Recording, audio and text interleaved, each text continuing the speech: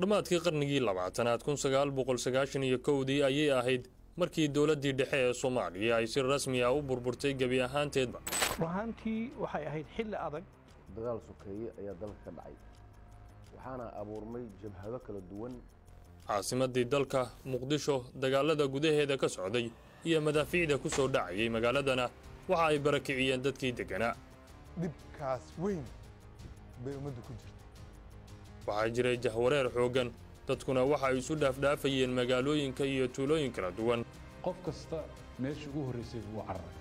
صور عجائب بدن ميل آذن هراء الدجانين قري آذن كلهين بقالك هذا الصهر رينين magaalada Boosaaso ee gobolka Bari oo kamid ahayd magaalooyinka sida weyn ay u degeen dadkii faraha badnaa ee ka soo cararay dagaaladii sokeeye ee dalka qaybtiis ka socday kama jirin adeegyada bulsho dhammaantood haddii ay tahay waxbarasho caafimaad guryo ku filan dadka biyo nadiif ah mana jirin cid u diran daryeelidda danyar iyo agoonba kolkay xaaladii sidaa tahay nin iyo taladii loo baahane waxa ay isxilqaamay aqoon-yahan iyo waxgarad Soomaaliyeed oo garwaaqsaday dhibaatada ku habsatay dadka Soomaaliyeed inay gurmad badbaado iyo xeelado lagu wanaajo ay u baahan tahay.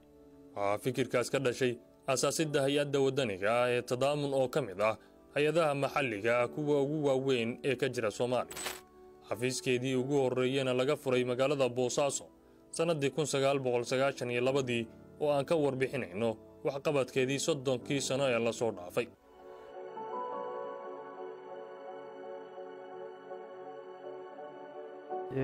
xilligaas marka tadaamunka la asaasiyay waxay ka duuleysay soo celinta rajada ummadda Soomaaliyeed iyo qaranka Soomaaliyeed.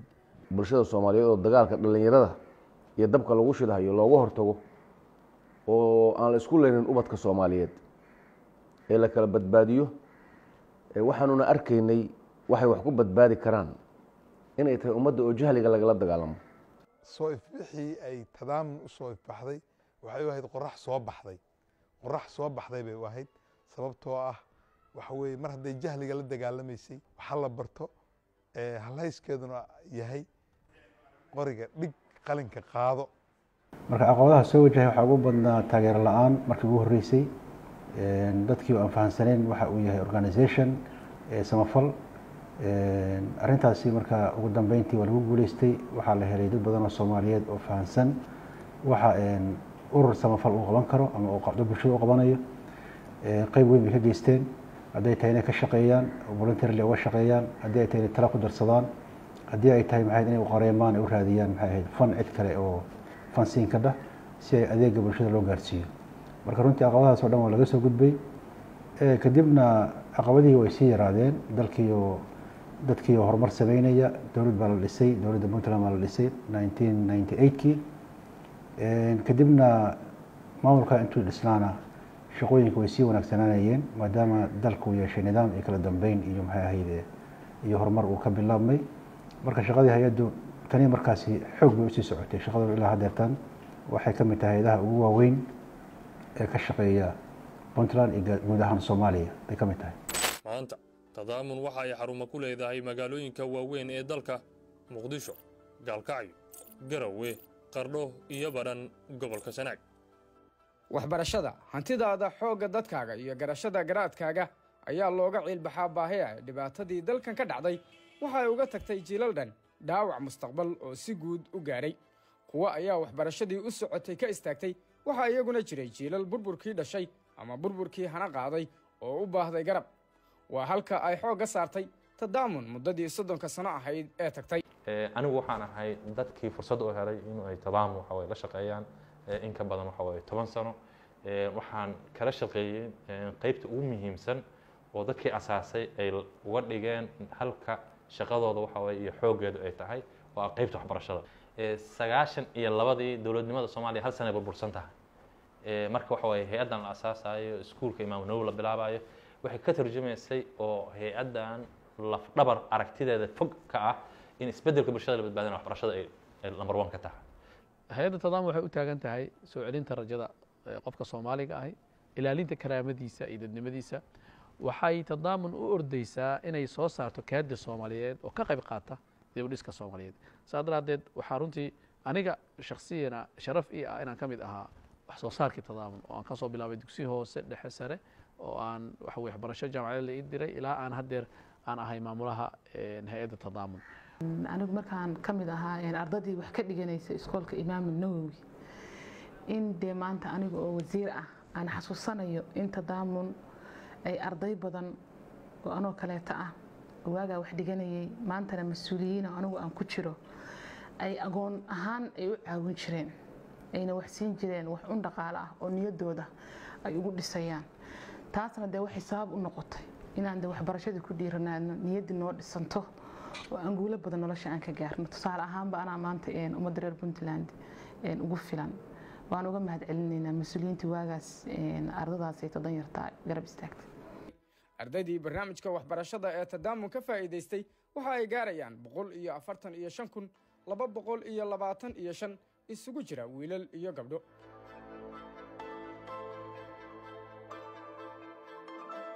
ardaydaasi intooda badan waxa ay wax ka barteen jaamacadaha dalka gudihiisa iyo kuwa dabadda waxaana ay barteen takhasusyo kala duwan sida shareecada islaamka, injineering, dhakhtarnimo, macallinnimo, dhaqaalaha, cilmiga beeraha, kan kalluumaysiga, xanaanada xoolaha, hal abuurka ganacsiga iyo siyaasaddaba. hay'adda waddaniga ah ee tadaamun waxa ay hirgelisay in ka badan 27 dugsi oo ku kala yaal gobollada kala duwan kuwaas oo isugu jira dugsiyo hoose dhexe iyo sare sida Imaam Nawawi oo ku yaala magaalada Boosaaso, Qardho, Garow, Gaalkacyo, Galdogob iyo Laascaanood. iskuulladaas ardaydii ka baxday ubadkii ay dhaleen ayaa hadda wax ku barta isla dugsiyadii. qaar ka mid ah waalidkaasina waa barayaal halkii ay ku barteen ku bara. anigu waxaan ahay ardaydii ka baxday iskoolka Imaam Nawawi Boosaaso. 5 arday oo loo diray dalka Yemen ayaan ka mid ahaa. annaga oo darajooyin fiican markii haysanay oo iskoolka darajo fiican kaga soo baasnay oo darajadan haysanay waxna loo ku raadiyay iyo iskoolka yagii iyo jamciyaddii tadaamun dadaal ay bixisay oo ay ku raadisay waxbarasho deeqa inay helaan ardadeedu xilli aysan bajirin bacid waxbarasho deeqa keeni kartay ayay ahayd. anigoo ah mukhrijaadkii Nawawi inaan maanta dib aan anugu u maamulayo oo waliba iskoolka ugu ballaaran oo hadda gobolka ka jira inaan anugu maamulo ka ahay. waxaan si gaar ah ugu xusuusanahay inay ahayd waxbarasho kaliya aysan ahayn laakiin jaanibkeedii tarbiyada ee caruurta ma aragtay ay tarbiyo xoog leh ay siin jirtay iyo qudaraadka ku jira inay ka soo saari jirtay. marka waxaa ka mid ahaa qudaraadkaas ay ardayda ka soo saari jirtay mawaahibta ardayga ku jirta in dibadda loo soo bixiyo. mawaahibtaas ardaydaas waxaa ka mid ahaa arday loo diyaarin jiray ducaad, arday loo diyaarin jiray saxaafad, arday loo diyaarin jiray maaragtay farshaxan iyo artist. runtii hay'adaasi waxay ku mudan tahay ammaan iyo dhiirigelin shaqada ay la hayso wasaaradda waxbarashada iyo adeegyada faraha badan ee marka la yimaado waxbarashada ay u qabtaan. hay'adda annaga noogu calaamadsan kaalinta koowaad weeye hay'adaha maxalliga ah oo nagala shaqeeya waxbarashada. waxaan isleeyahay marka wasaaradda waxbarashada wax weyn bay ugu taallaa tadaamun. annaguna aad iyo aad baanu hay'adaas iyo howlwadeenadeeda ka shaqeeya dad dhalinyaro ah oo aqoon-yahana oo runtii yaqaan shaqada ay qabanayaan iyo waxa ay hay'adda tani ay ka turjumayso baa ka shaqeeya. mashaariicda waxbarashada ee tadaamun hirgelisay waxaa ka mid ah jaamacadda Badda Cas oo ku taal magaalada Boosaaso, xarunta waxbarashada haweenka ee Xawataako oo ku taal magaalada Baran, kulliyadda xanaanada xoolaha magaalada Gaalkacyo oo ah kulliyadii ugu horeysay ee dalka laga asaasay kadib macadkii degmada Sheekh, waxaana kulliyadaasi markii dambe ay u diga rogatay jaamacadda Badda Cas xarunteeda magaalada Gaalkacyo. in iskuulka noocaan oo ka jiro Puntland waa wax wanaagsan weeye, waa horumar aan ku taabsano way tadaamunna aad ugu mahadsan yihiin Islamic Development Bank. jaamacadda tadaamun baa u howlgashay maxaa la institution taagan ahayd iyadaa gorgortanka galaysay, iyadaa jaamacadda la hadlaysay, iyadaa fikirka waday, iyadaa dhismaha iyo dhulka iyo howlgalkiiba qayb ka ahayd iyo qayb bulshada ka mid ah iyo dad badan oo muxsiniin oo dhismaha iyo gacan ka geystay ay jireen. marka jaamacaddu waxay ka soo dhex baxday juhdigii tadaamun ay waday waxbarashada ahayd midhihii wey la soo ururiyo. macallin bay u baahan tahay tayada waxbarashadu aqoon leh. tababarka macallinka ayaa lafdhabar u ah tayada waxbarashada tadaamun waxa ay tababartay 1768 macallin. intaa waxaa barbar socday in kor loo qaaday tayada aqoonta iyo farsamada guddiyada waxbarashada ee bulshada. dugsiyada ay hay-adda tadaamun la shaqayso waxaa loo tababaray 2288 qof oo ka mid ah guddiyada waxbarashada ee ay bulshadu dooratay.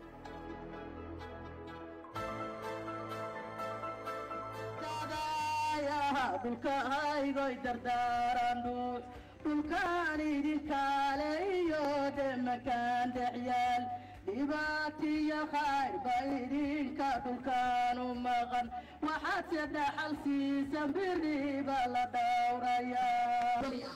wadani markaan leeyahay waa qof dantiisii asaga uu lahaa ka hormariyey danta guud ee bulshada ay leedahay.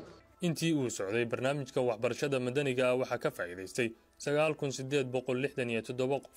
tadaamun waxa ay qabataa tababaro iyo kulamo wacyigelin waxbarashada madaniga ah oo lagu dhiirigelinayo isqorista waxbarashada iyadoo la isticmaalayo fariimo gaagaaban, boorar iyo agabka wacyigelinta si ay haweenka, dhalinyarada iyo dadka nugul ama baahiyaha gaarka ah qaba u helaan xuquuqdooda, bulshadana ay uga dhex yeeshaan matalaad. daryeelka bulshada. barnaamijka daryeelka bulshada iyo u qareemidda dadka nugul ee hay-adda tadaamun waxa ay 30 sano ee lasoo dhaafay gargaar iyo kaalmo siisay 902,495 qof, iyada oo la dejiyey siyaasadda daryeelka bulshada iyo wacyigelinta oo ku qotonta ka hortag, ka jawaabid iyo awoodsiinta dadweynaha, iyo in ay adkaysi iyo fahan u yeeshaan dhibaatooyinka bulshada saamaynta ku leh ee ka jira deegaanka. barnaamijka daryeelka iyo wacyigelinta bulshada waxa uu sidoo kaleeto dardargeliyey ciribtirka caadooyinka iyo dhaqamada aan islaamka salka ku lahayn ee bulshada waxyeelayn kara. barnaamijkaasi waxa uu si dhow ula shaqeeyey wasaaradda haweenka iyo arrimaha qoyska dowladda federaalka ee Soomaaliya iyo tan maamul goboleedyada iyo wasaaradda arrimaha gudaha. sidoo kale barnaamijku waxa uu si dhow ula shaqeynayay barakacayaasha, qaxootiga magangelyo doonka ah, dadka dalka dib ugu soo noqday iyo dadka leh baahiyaha gaarka ah. caafimaadku waa aasaaska nolosha aadanaha. bulsho caafimaad qabta ayaa horumar hiigsan karta. tadaamun oo kaashanaysa wasaaradda caafimaadka ee dowladda Puntland waxa ay kaalin firfircoon ka qaadatay bixinta adeegyo caafimaad. waxaa kaalmo caafimaad la siiyey 218,950 qof oo qaba baahiyo caafimaad oo kala duwan. waxa ay dadku kaalmada caafimaadka ay ka helayaan cisbitaalka xakamaynta qaaxada TB Control Hospital, xarumaha hooyada iyo dhallaanka MCH, iyo kooxaha caafimaadka ee gurgura oo dadka xoolo dhaqatada ah rugahooda ku gaarsiiya adeegyada caafimaadka. tadaamun waxa ay hirgelisay isbitaalka xakamaynta qaaxada TB Control Hospital iyo 10 xarumood oo hooyada iyo dhallaanka ah, waxayna kor u qaaday helitaanka gargaar caafimaad. waaxda nafaqaynta. tadaamun waxa ay bixisay taageero iyo dadaallo lagu badbaadinayo nafta bini'aadamka. waxa ay kaalin lixaad leh ka qaadatay hoos u dhigidda xaddiga nafaqa darrada iyo gaajada, oo ay ku jirto daaweynta iyo ka hortagga nafaqa xumada.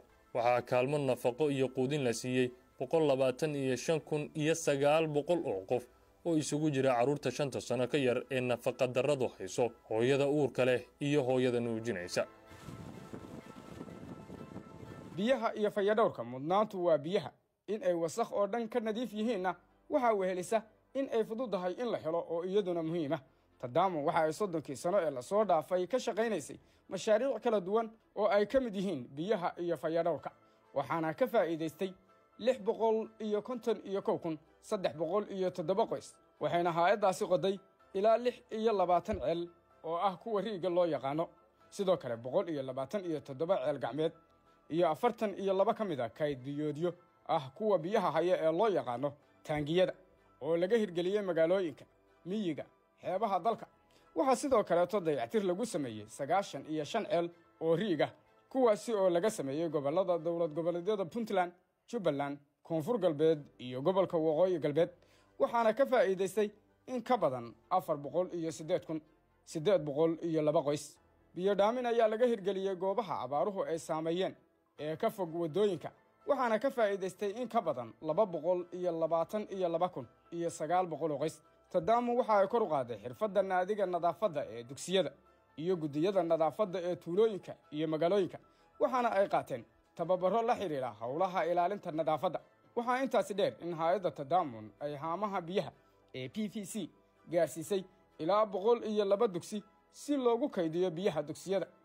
iyadoo oo sidoo kaleeto laga hirgeliyey magaalooyinka biyogelinta leh iskuulladooda in loo sameeyo biyogelin.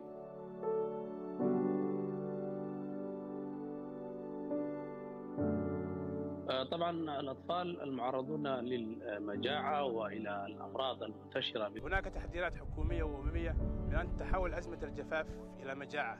howlaha kale oo samafalkaana waa garab socdaan waxa ugu dambeeyay hadda hawaarihii dhacay mashaariicda ay wadeen oo raashin qaybinta oo Soomaaliya oo dhan South iyo Central iyo Puntland ay ka qaybinayeen waxa ku tusaysaa himilada iyo meesha mustawaha ay barayso waxqabadka hay'addu ay ku koobnayn oo kaliya bayskeeda oo Puntland ee Soomaaliya hadda wax ka qabanayso si national ayay u gudubtay baan leeyahay. mashaariicda gargaarka degdega ah oo isugu jirta raashin qaybin biyo dhaamis ololo caafimaad iyo kaalmooyinka kaleba waxay kaalin muhiim ah kaga jiraan sugnaanta cuntada iyo badqabka nolosha qoysaska danyarta ah. hay-adda tadaamun oo kaashanaysa hay-adaha samafalka iyo bulshada Soomaaliyeed waxay gargaar gaarsiisay 12,533,428 oo qof oo ka kooban magangeliyo doonka dadka baahiyaha gaarka ah leh xoolo dhaqatada iyo beeralayda ay saameeyeen abaaraha iyo isbeddelka cimilada. dhanka ganacsatada yaryar waxaa hay'adda wadaniga ah ee tadaamun ay siisay tababaro kor loogu qaadayo xirfadda maamul iyo xisaabaadka ganacsiga yaryar dadka ganacsatada yaryar waxaana ay bartay sida loo sameeyo qorshe ganacsi oo taabagala.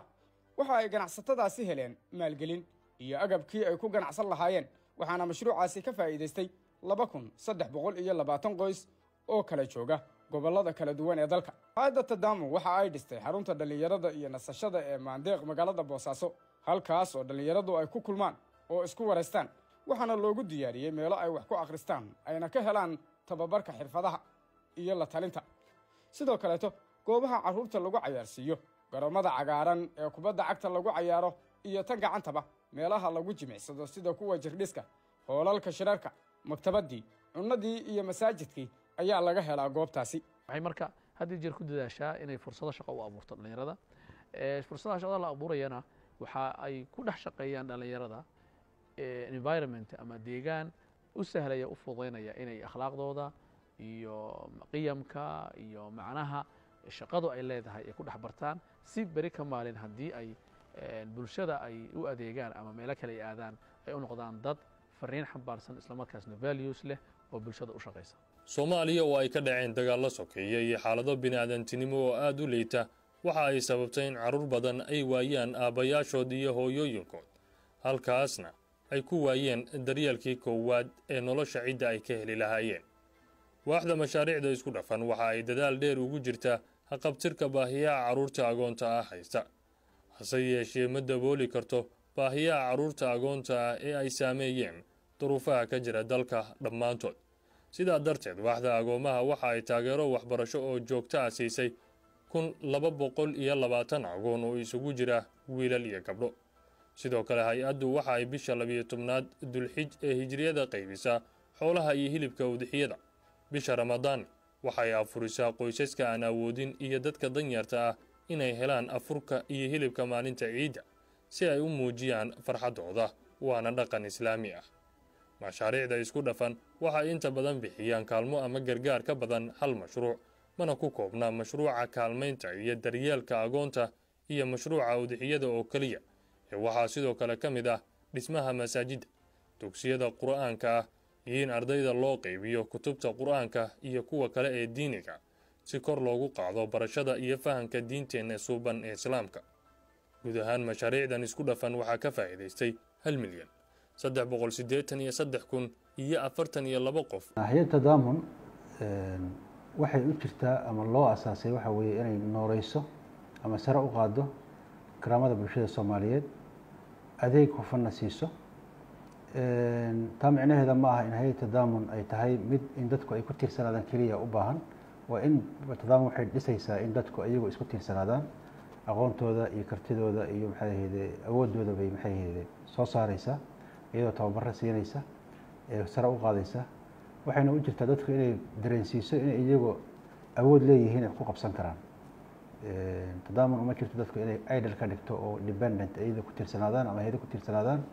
tadaamun waxay u jirtaa dadku inay iyada empower garayso oo awood siiso dadku si noloshooda iyo maxay ahayd iyo aqoontooda iyo kartidooda ula soo baxaan oo guushaan iyo dabaaldegan 30 sano kadib aan sameynayno ma ahan wax tadaamun kaliya ay sheeganayso laakiin waa wax ay munaasabada ay farxadaas ay la wadaagayso dhammaan dadka la shaqeeya asxaabteeda hay'adaha maalgeliya iyo dhammaan inta fikirka iyo ra'yiga saliimka ah la wadaagta marka hay'adda tadaamun wax lagu faani karo bay 30 sano uga dhigan tahay bulshadan Soomaaliyeed si gaar ah bulshada Puntland si gaar ah uga dhigan tahay inay ku faanto inay ilaashato inay ka qayb qaadato mashaariicdeeda inay soo dhaweyso waa wax aad u weyn weey ilaahay fadligiisii iyo asaaskii saxda ah lagu bilaabay daraadiis bay hadda heerka u soo gaartay marka waxay u tahay dadkoo dhan iftiin iyo rajo soo celin weyn 30 sano iyo dadkaas asana waxay u tahay himilo fiican barnaamijyada hay'adda tadaamun waxaa ka faa'iidaystay madaxda dalka ee maanta kuwa bari iyo kuwa mustaqbalka dhow noqon doona barayaasha iyo baahitirayaasha bulshadeena naftigu ayaa dagaal noolaha waa cirib jira wuxuu beeraa nacayb nabad guur buu dhalaa dhalaankii dunida naafe anigu nolol baan rabaa naruuriya caafimaad inaanshaan doonayaa adduun nabad